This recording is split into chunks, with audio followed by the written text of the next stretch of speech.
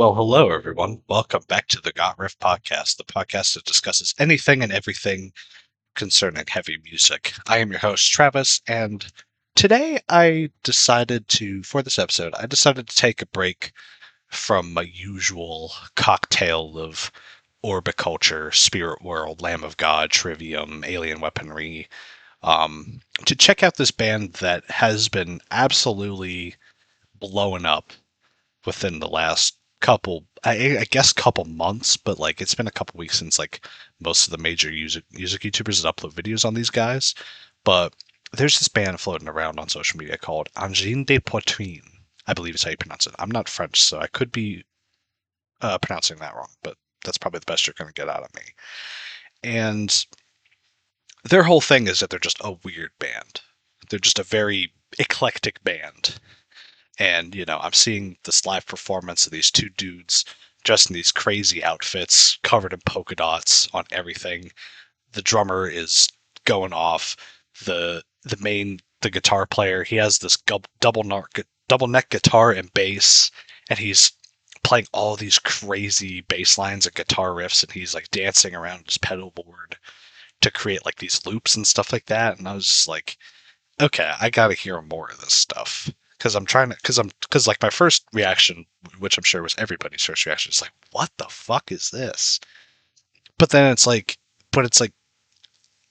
as you listen to it, it's like I need to know more about this, and so I decided to look up what their band name is, and it just going into Google Translate. Angine de Poitrine translates to angina pectoris,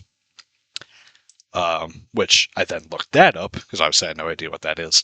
And it is chest pain, pressure, or squeezing caused by reduced blood flow and insufficient oxygen to the heart muscle, commonly acting as a symptom of underlying coronary artery disease. Now, if you ask me, that's pretty metal. That's a pretty metal name. But um, they're a rock band, so they're kind of in the scope of this podcast. I try not to cover like not super duper heavy stuff, but I have to make an exception for this because it's just wild. But yeah, I listened to both of their albums. They have two albums out called Volume 1 and Volume 2, respectively.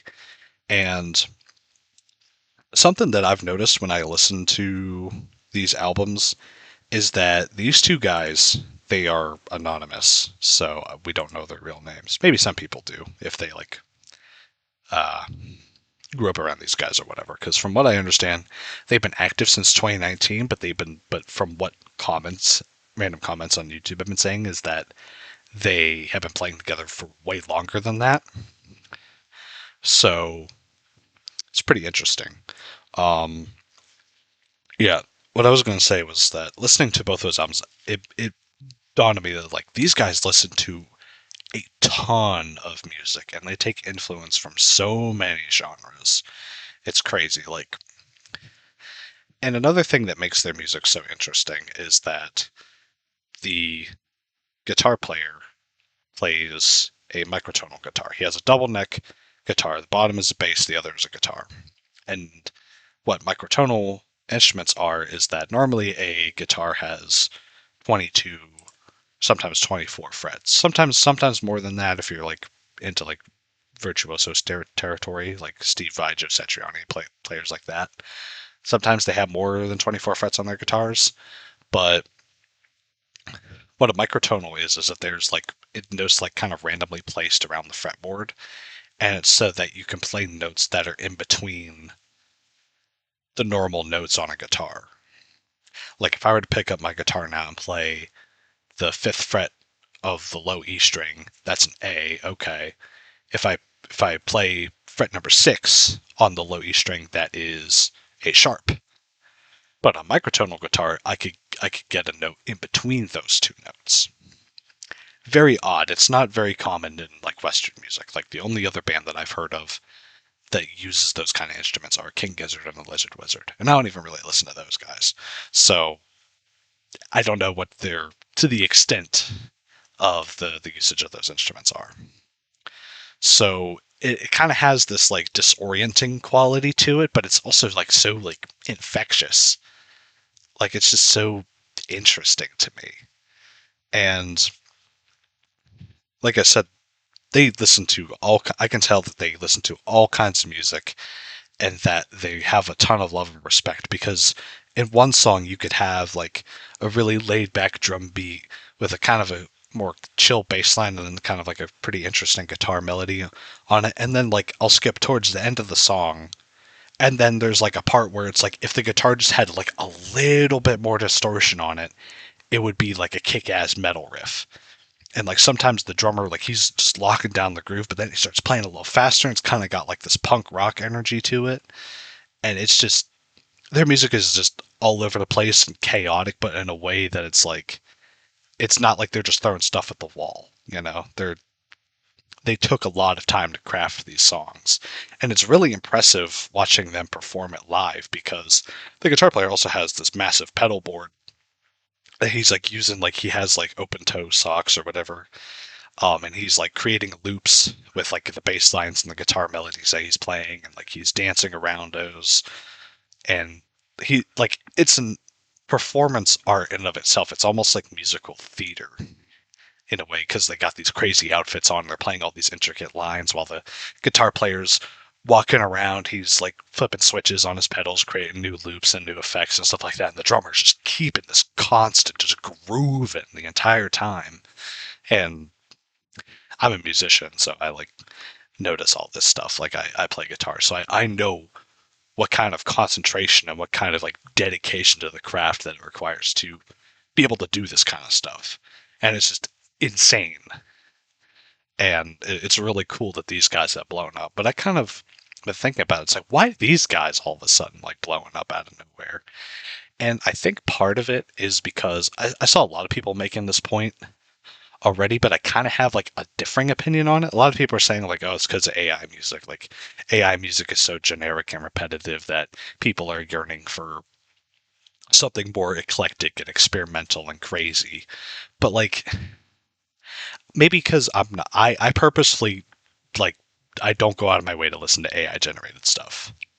Like I'm pretty narrow minded when it comes to that stuff. I kind of stick to the same bands that I listen to over and over. I don't. It has to take a lot for me to really get into a new band, but I don't know what to extent the general public is listening to like AI generated music. So maybe a lot of people are sick of it. I mean, I'm certainly sick of hearing about it and talking about it. So having a really weird band like this that, you know, it'd be really hard for AI to make something like this, at least in its current stages, especially with like this perfectly uniform polka dot aesthetic and these wild outfits.